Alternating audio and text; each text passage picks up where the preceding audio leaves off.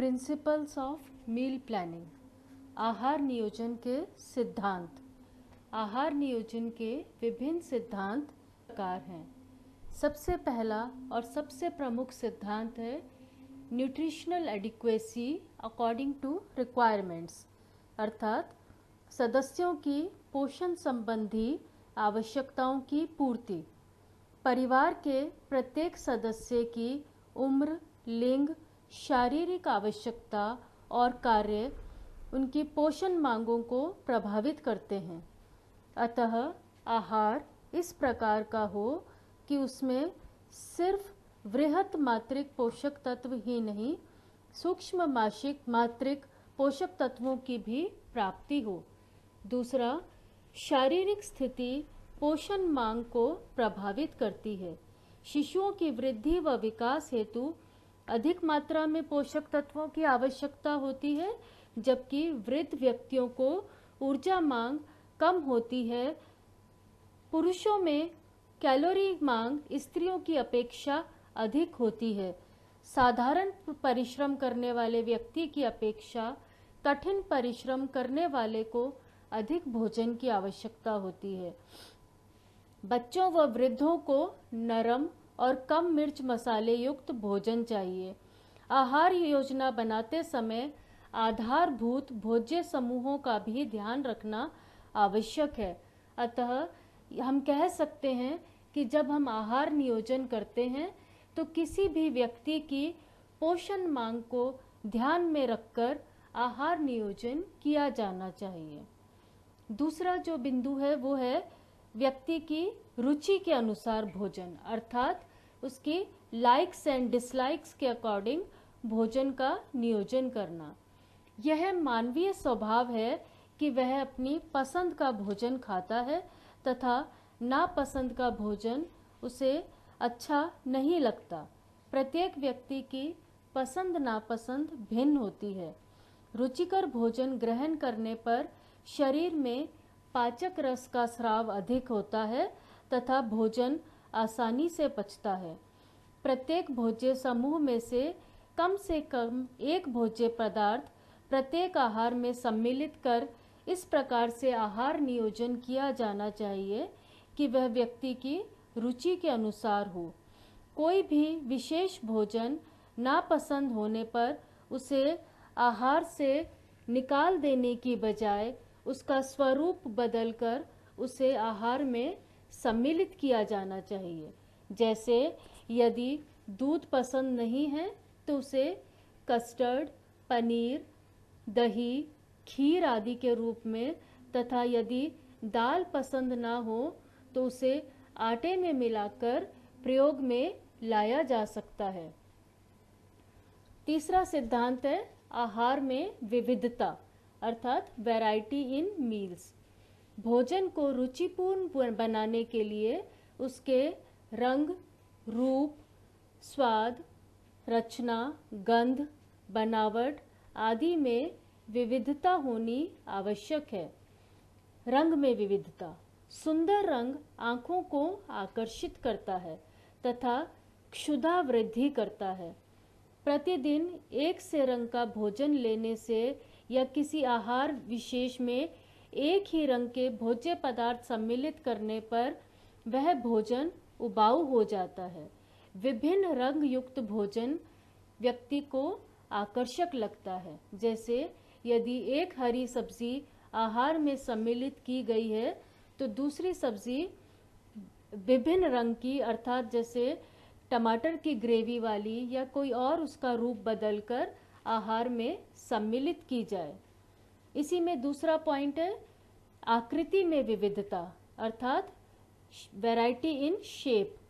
आकृति में भी विविधता आवश्यक है, जैसे गोल, चपटा, लंबा, तिकोना आदि। कई बार खाद्य पदार्थ की विभिन्न आकृति भी भोजन के प्रति उत्साह तथा आकर्षण जागृत करती है। अगला है रचना में विविधता, वैरायटी इन टेक्सचर। पाक विधियों के व्यापक ज्ञान द्वारा रचना में विविधता लाई जा सकती है। आवश्यकता से अधिक या कम पकाने पर भोजन की रचना प्रभावित होती है। भोजन में नरम, कुरकुरे, गीले, सूखे, रेशेदार सभी प्रकार के भोज्य पदार्थों का समावेश होना चाहिए। इससे व्यक्ति को भोजन रुचिकर लगता है। अगला है स्वाद में विविधता। खट्टी, मीठी, नमकीन सभी प्रकार की स्वाद युक्त सामग्री को सम्मिलित किया जाना चाहिए। अगली विविधता है गंध में विविधता, वैरायटी इन फ्लेवर। पाक क्रिया में सुगंध का विशेष महत्व है। खाद्य पदार्थों की अपनी प्राकृतिक गंध होती है।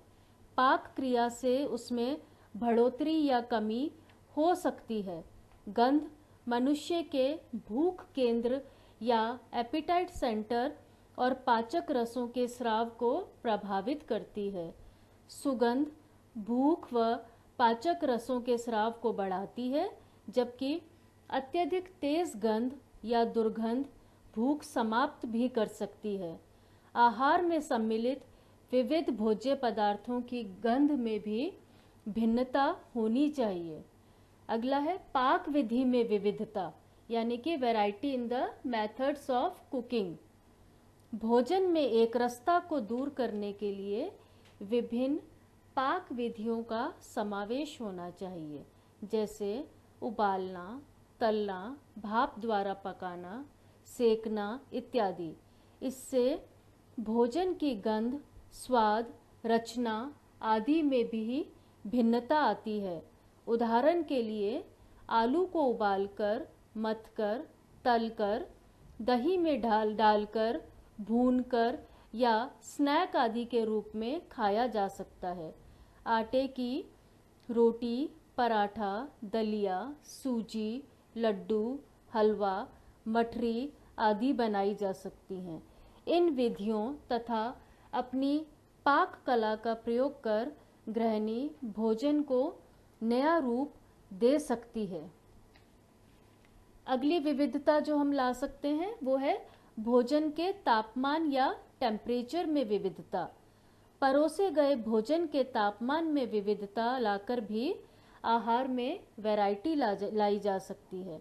जैसे गर्मियों में खाने के बाद ठंडी लस्सी, आइसक्रीम, ठंडा कस्टर्ड तथा सर्दियों में गर्मा गर्म खीर, हलवा या गुलाब जामुन। भोजन का तापमान मौसम से प्रभावित होता है। मौसम के अनुसार ही हल्के व गरिष्ठ भोजन तथा ठंडे अथवा गर्म भोजन का चयन किया जाता है। चौथा जो सिद्धांत है वो है साइकोलॉजिकल एस्पेक्ट ऑफ फूड, अर्थात भोजन का मनोवैज्ञानिक पहलू।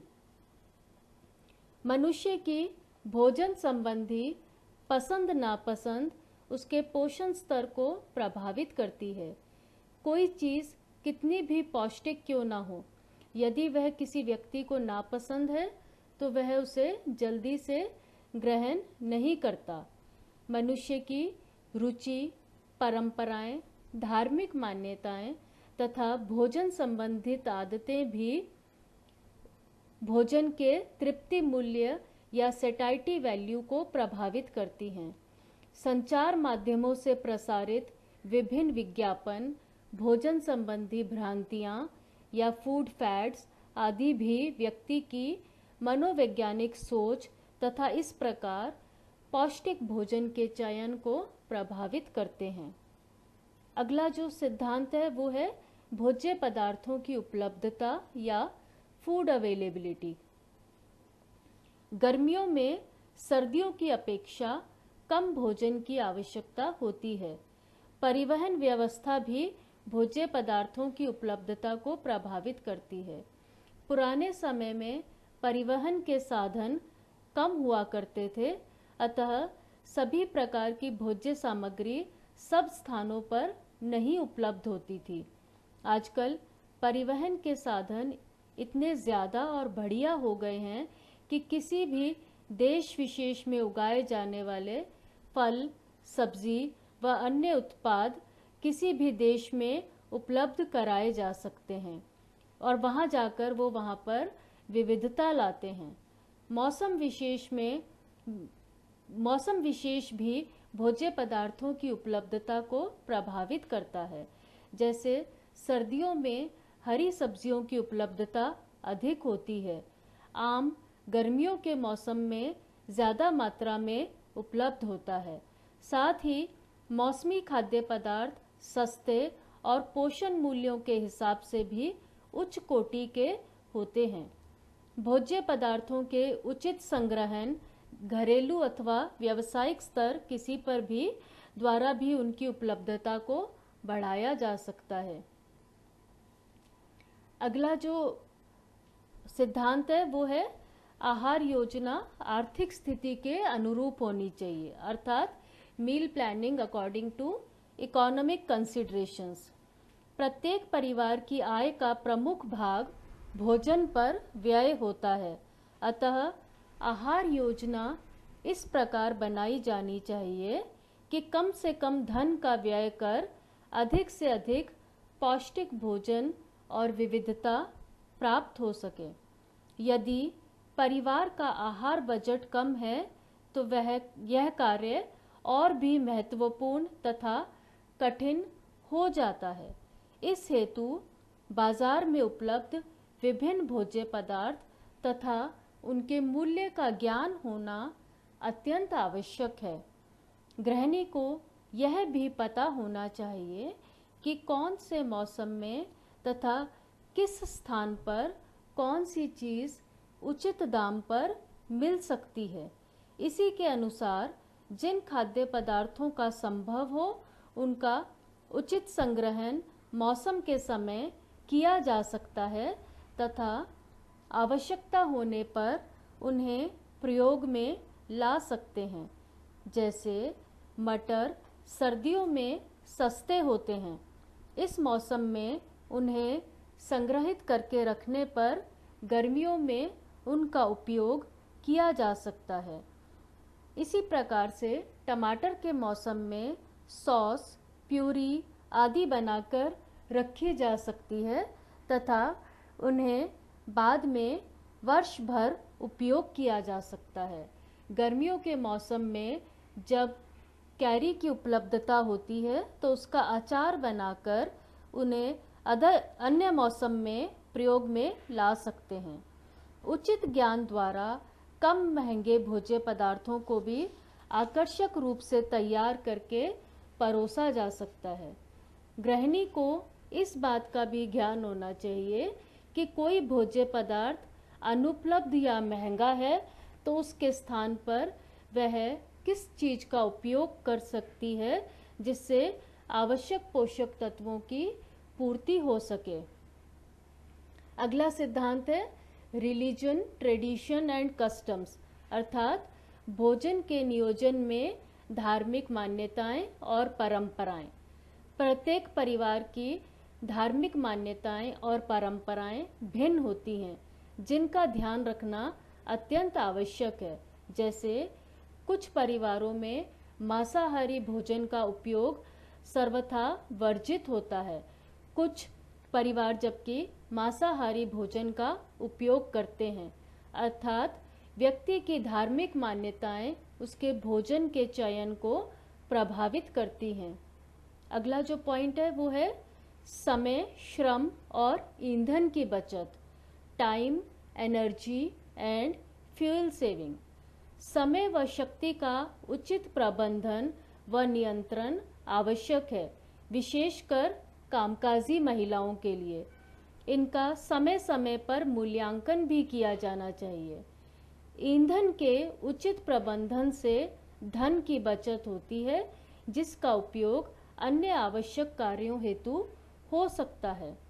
आहार नियोजन कम से कम सप्ताह भर का एक साथ कर लेना चाहिए ताकि एक साथ शॉपिंग की जा सके। खाना पकाने की ऐसी विधियों का उपयोग हो कि समय और श्रम दोनों की बचत हो। अगला सिद्धांत है दो आहार के मध्य उचित अंतराल, अर्थात स्पेसिंग बिटवीन टू मील्स। जहाँ तक संभव हो दिन के विभिन्न आहारों में उचित समयांतराल हो तथा कम से कम एक भोजन का समय निश्चित हो जिसमें परिवार के सभी सदस्य मिलकर भोजन कर सकें। भारतीय परिवारों में ज़्यादातर यह रात का भोजन होता है जब सब व्यक्ति एक साथ बैठकर भोजन ग्रहण करते हैं। आखिरी सिद्धांत जो है वो है कि जो भी आहार योजना हो वो लचीली हो। The plan should be flexible. आहार योजना यथासंभव लचीली होनी चाहिए ताकि आवश्यकता होने पर उसमें परिवर्तन किया जा सके। जैसे यदि हमारे घर पे कोई अतिथि आ गए हैं तो हमारी आहार योजना में इतना लचीलापन होना चाहिए कि हम कुछ अतिरिक्त सामान तैयार कर सकें। इसी प्रकार से यदि किसी कारणवश किसी समय कोई भोज्य पदार्थ बच गया है तो आहार योजना में इतना लचीलापन होना चाहिए कि उस सामान को व्यर्थ करने की बजाय हम उसे दूसरे समय में उपयोग में ला सकें।